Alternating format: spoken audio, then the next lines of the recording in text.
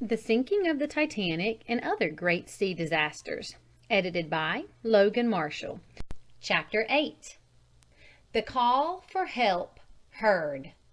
The Value of the Wireless. Other Ships Alter Their Course. Rescuers on the Way.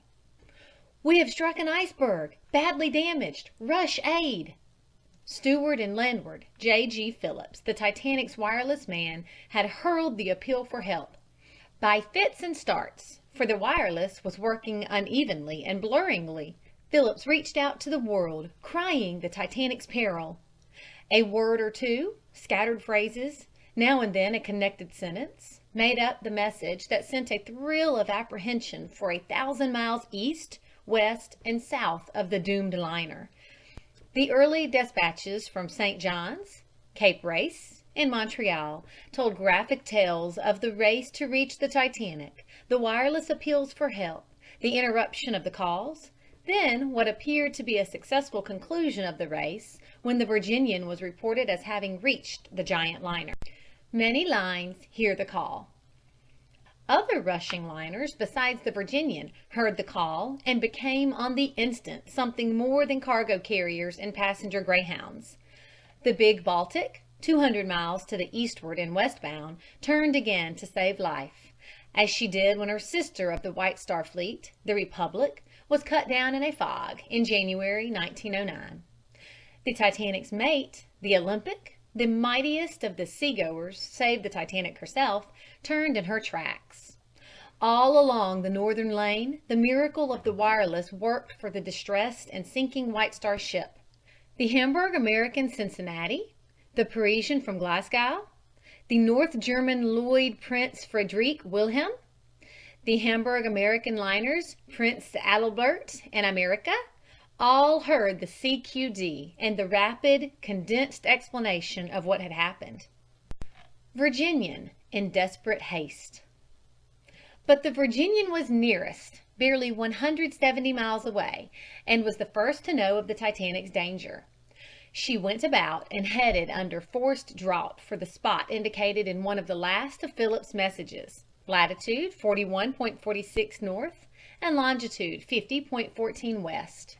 She is a fast ship, the Allen liner, and her wireless has told the story of how she stretched through the night to get up to the Titanic in time.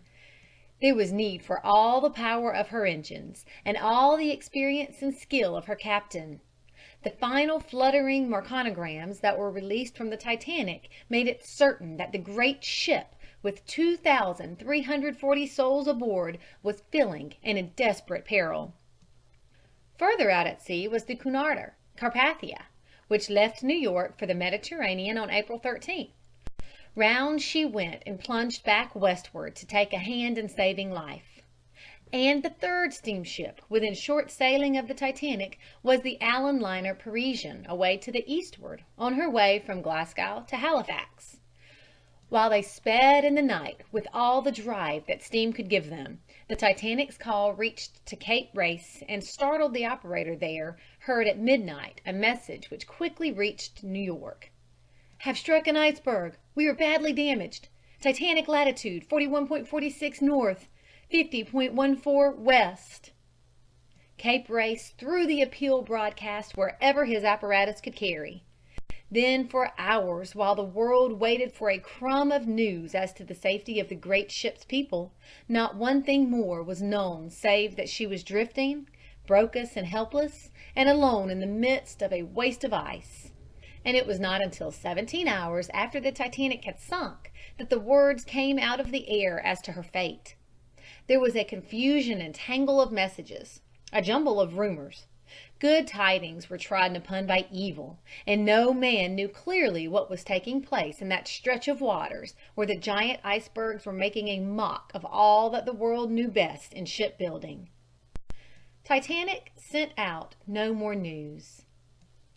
It was at 12:17 a.m., while the Virginian was still plunging eastward, that all communication from the Titanic ceased.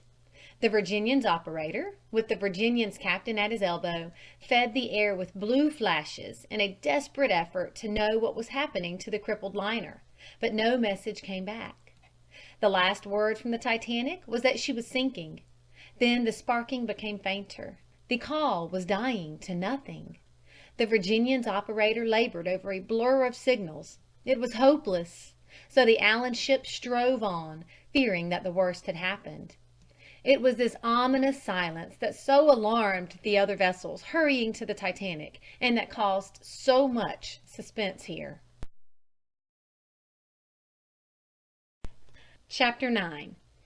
In the Drifting Lifeboats. Sorrow and suffering. The survivors see the Titanic go down with their loved ones on board. A night of agonizing suspense. Women help to row.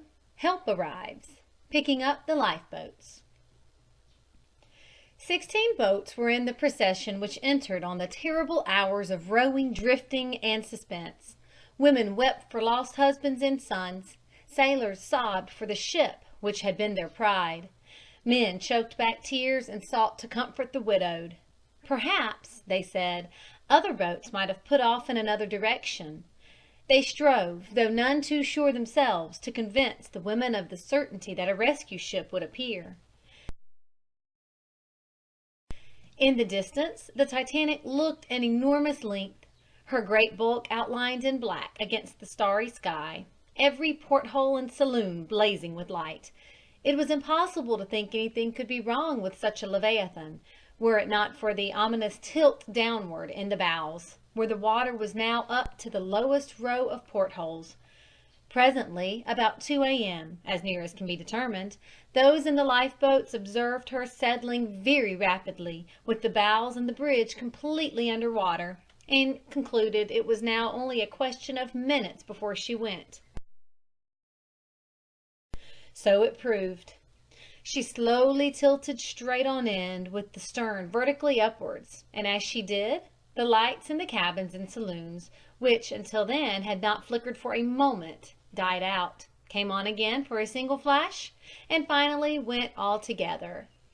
At the same time, the machinery roared down through the vessel with a rattle and a groaning that could be heard for miles, the weirdest sound, surely, that could be heard in the middle of the ocean, 1,000 miles away from land. But this was not yet quite the end. Titanic stood upright. To the amazement of the awed watchers in the lifeboats, the doomed vessel remained in that upright position for a time estimated at 5 minutes. Some in the boat say less, but it was certainly some minutes that at least 150 feet of the Titanic towered up above the level of the sea and loomed black against the sky. Saw last of big ship. Then, with a quiet, slanting dive, she disappeared beneath the waters, and the eyes of the helpless spectators had looked for the last time upon the gigantic vessel on which they had set out from Southampton.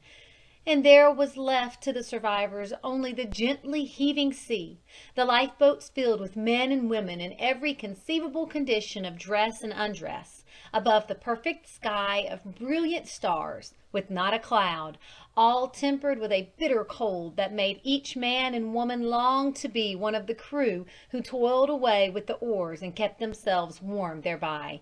A curious deadening, bitter cold, unlike anything they had felt before. One long moan. And then with all these there fell on the ear the most appalling noise that a human being has ever listened to.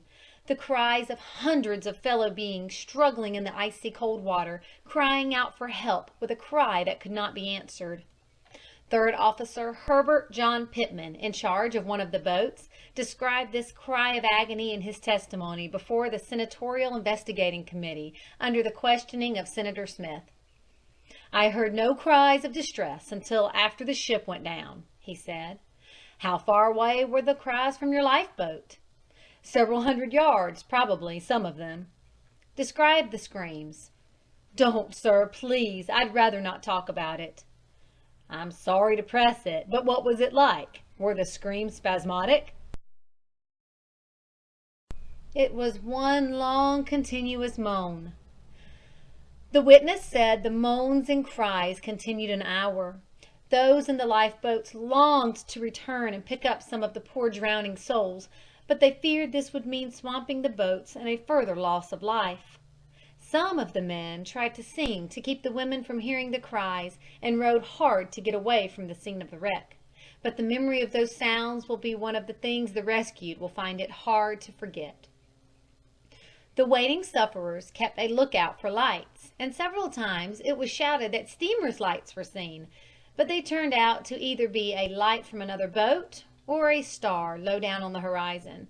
It was hard to keep up hope.